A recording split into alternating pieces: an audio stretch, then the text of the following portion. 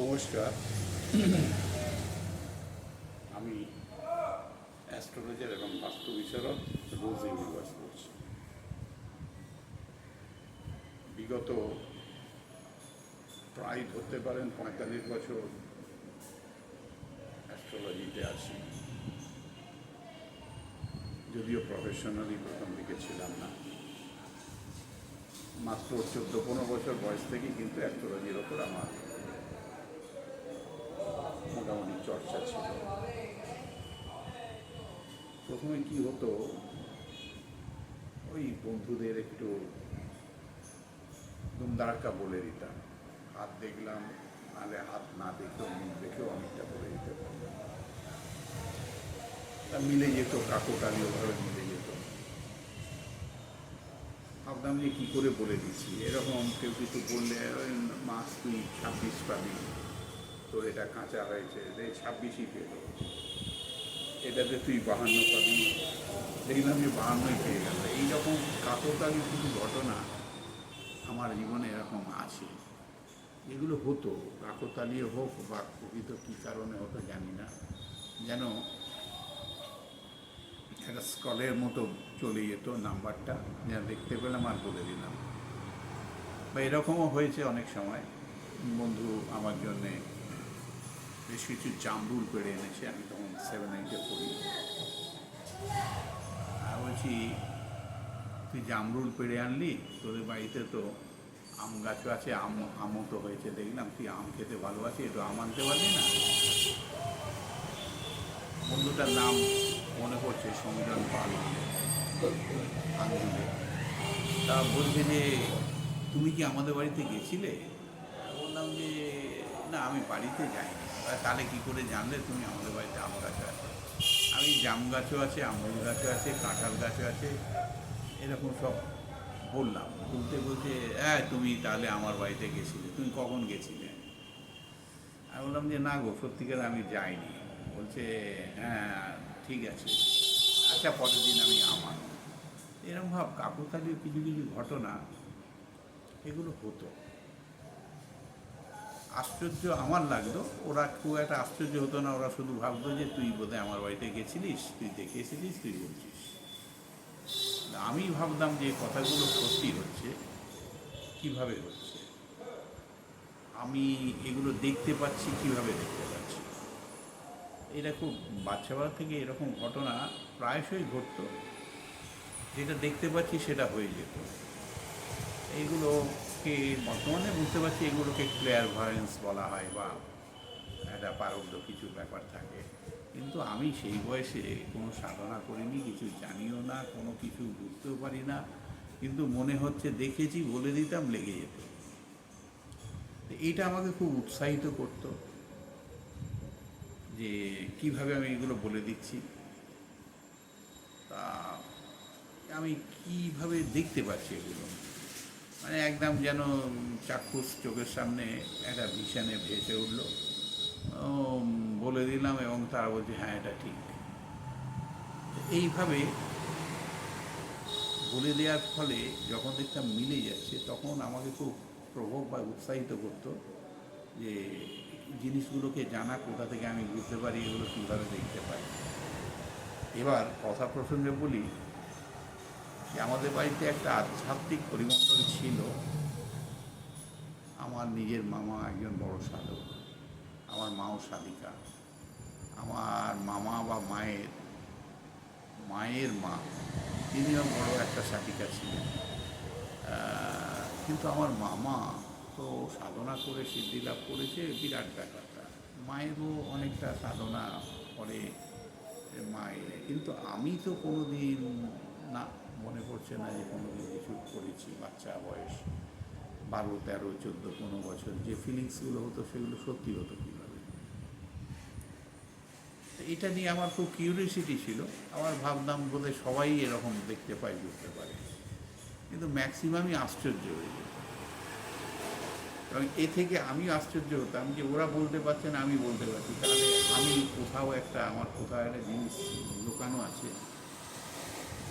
এই যে বলে যে ত্রিনয়ন, পরে জানতে পারলাম পিনিয়াল গ্ল্যান্ড যদি ঠিক থাকে, অ্যাক্টিভ থাকে তাহলে এগুলো দেখতে পাওয়া যায় বা বুঝতে পাওয়া যায়।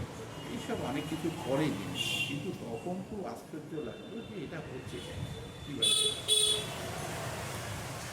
আমার মামা বলতে পারে, মামা বলতে পারে, ওরা তো সাধনা করেছে, ওরা সব কৃতক সাধনা করে পেয়েছে, আমি তো সাধনা করিনি, কিছু করিনি, আমার এটা হচ্ছে কেন। তা যাই হোক, এইরকম করতে করতেই আমার কিন্তু আস্তে আস্তে মানে আধ্যাত্মিক বা জ্যোতিষ লাইনের সম্বন্ধে একটু চর্চা আরম্ভ হয়। এই চর্চা এখনো পর্যন্ত জারি আছে। ইসের লং টাইম জার্নি, প্রায় ধরুন অন্তত 12 বছর থেকে চর্চা স্টার্ট হয়েছে। এক্স্যাক্টলি এখন 60+, প্রায় 48 বছর। পরবর্তী টাইম এটা গবেষণা পর্যায়ে গেছে। তা একটাই কথা বলি, বেশ কিছু মানুষ এরকম ক্লিয়ার মাইন্ডস থাকে, তবে জ্যোতিষ করতে গেলে আমি দেখেছি যে এটা খুব এফেক্টিভ রোল প্লে করে। বিশেষ করে জ্যোতিষদের মধ্যে যদি একটু ক্লিয়ার ভাইন্সি ব্যাপারটা থাকে, বা তৃতীয় নয়ন যদি একটু খোলা থাকে, তাহলে কিন্তু জ্যোতিষের সাকসেস অনিবার্য, খুব সহজ। এবার আপনি জ্যোতিষটা প্রধান পেশা করবেন না দ্বিতীয় কি তৃতীয় পেশা করবেন, সেটা আপনার ব্যাপার। কারণ এরকম অনেকে আছে বড় বড় বিশেষ জায়গায় সাফল্য পাওয়া জ্যোতিষটাকে সাইডে রেখেছে। আমিও প্রায় সেই রকম এখনও পর্যন্ত অন্যান্য আমার সাবজেক্ট আছে, তার পাশাপাশি জ্যোতিষটা চলে। কিন্তু জ্যোতিষটা আমাকে কখনো পেছন ছাড়েনি, এবং এর প্রতি টান, ভালোবাসা, শ্রদ্ধা, অনুরাগ, যাকে বলতে পারেন গবেষণা, সবই কিন্তু ইচ্ছা, আকাঙ্ক্ষায় জ্ঞান আহরণের চর্চার ব্যাপারটা, এটা কিন্তু এখনো পর্যন্ত স্ট্রংলি বিলিভ করি যে এটা এখনো খুব স্ট্রং না হলেও এখন ঠিকই হয়নি, এখনো পর্যন্ত পড়াশোনা করি। এই এত বছর দীর্ঘ অভিজ্ঞতা থেকে একটাই কথা বুঝেছি, জ্যোতিষ একটা সাবজেক্ট, যে সাবজেক্ট একটা জীবনে কিন্তু সম্ভব নয়। আমার তো মনে হচ্ছে মিনিমাম 5টা 6টা 7টা জীবন লেগে যায় জ্যোতিষ সম্বন্ধে সম্পূর্ণ জ্ঞান আহরণ করতে। তারপরেও আমার মনে হয় যে কিছু বাকি থেকে যায়। তার মানে বুঝতে পারছেন, ইটস এ ফার্স্ট সাবজেক্ট, এবং চর্চার শেষ নেই। কথা প্রসঙ্গে যদি বলা যায় যে আজ থেকে 100 বছর আগে আমাদের সোশিওইকোনমিক সার্কামস্ট্যান্সেস যা ছিল, বা ধরুন ইকোলজিক্যাল সিস্টেম যা ছিল, যেভাবে আমরা মেজে থাকতাম, যে খাবারগুলো খেতাম, বা যে যানগুলো চড়তাম, এখন সব কিছু পরিবর্তিত। তার গতি থেকে আরম্ভ করে, অগ্রগতি থেকে আরম্ভ করে, প্রগতি থেকে আরম্ভ করে, সবই কিন্তু একটা ভিন্ন মাত্রায় চলে এসেছে। এই জন্যে জ্যোতিষে মানে চর্চার সঙ্গে সঙ্গে চর্চাটা জারি রাখতে হয়, এবং অভিনবত্বের সঙ্গে একটা মেলবন্ধন তৈরি করতে হয়। নিজের প্রজ্ঞা, পারমিতা, জ্ঞান, বুদ্ধিমত্তা দিয়ে এগুলোকে বুঝে নিতে হয়, উপলব্ধি করতে হয়। যদি এগুলো ঠিকভাবে বোঝা যায়, তাহলে কিন্তু মানুষের জীবনে অন্ততপক্ষে 90 থেকে 98% সম্পূর্ণ বলে দেওয়া সম্ভব জ্যোতিষের দ্বারা। 90 থেকে 98% মানে বুঝতে পারছেন, প্রায় সবটাই বলে দেওয়া সম্ভব। সেই সবটা বলে দেওয়ার জন্যে নিশ্চয়ই আমি মনে করি যে একটা ভগবানেরও আশীর্বাদ থাকতে হয়, এবং নিজের অন্তরাত্মা বা অন্তঃসত্ত্বাটাকে একদম দেখেছি যতটা পিউরিফাই করতে পারবেন, মানে যতটা পবিত্রতা নিয়ে আপনি মানুষের সঙ্গে মিশতে পারবেন। মানে এক কথায় মিথ্যে যে বলবে না প্রায়, তার ক্ষেত্রে কিন্তু খুব সম্ভব যে সে যা বলবে সেটাই কিন্তু মিলে যাবে। আর যাদের মিথ্যে বলার অভ্যেস আছে, ঘুরিয়ে কথা বলার অভ্যাস আছে, আমার মনে হয় না যে তারা জ্যোতিষ লাইনে গিয়ে সম্পূর্ণতা পান। একটা জায়গায় গিয়ে আবার তাদের ফিরে আসতে হয়, নতুবা দেখা গেছে যে ঠিক তারা মানুষের উপকার করতে পারছেন না, নিজের উপকার নিজের পয়সা স্বার্থের জন্যে অপরকে ভুলভাল বুঝিয়ে স্টোন কিছু ভুলভাল জিনিস দিয়ে তাবিজ কবজ দিয়ে নিজের জায়গাটাকেই তারা হারিয়ে ফেলে বা খর্ব করে। কিন্তু একটা কথা মাথায় রাখতে হবে, আমরা জ্যোতিষ, ডাক্তার বা লয়ার, আমরা কিন্তু ভাবা উচিত যে আমাদের সততার সঙ্গে যতটা পারার কাজগুলোকে করা। কারণ হচ্ছে সততা যে জিনিসে থাকবে না সেই জিনিসটা কিন্তু ভ্রষ্ট দিকে চলে যাবে এবং একটা সময় গিয়ে দেখা যাবে সেই জায়গা থেকে আপনাকে গঞ্জনা বা লাঞ্ছনা পেতেই হবে এবং সেই জায়গা থেকে আপনাকে সরে আসতে পর্যন্ত হতে পারে। তাই জ্যোতিষ করতে গেলে আমার সবচাইতে মনে হয়েছে যে জায়গাটা, যে সততাটা রাখুন, সত্যি কথা বলুন, যেটা জানেন না বলবেন না, আর যেটা জানেন সেটাই বলুন। কারণ আপনিও শিখছেন, প্রতি মুহূর্তে আপনি জ্ঞানে আহরণ করছেন এবং চর্চা করছেন, চর্চা করে একটা নতুন সিদ্ধান্তে আসছেন। সেগুলো আপনি ঠিকভাবে বুঝিয়ে বলুন, মানুষ কিন্তু আপনাকে অ্যাকসেপ্ট করবে। কারণ জ্যোতিষে যারা সাকসেস হয়েছে তারা কিন্তু ধারাবাহিকভাবে কিন্তু তারা এই চর্চায় রয়ে গেছে এবং ধারাবাহিকভাবে কিন্তু তারা সফলতা পেয়ে যাচ্ছে।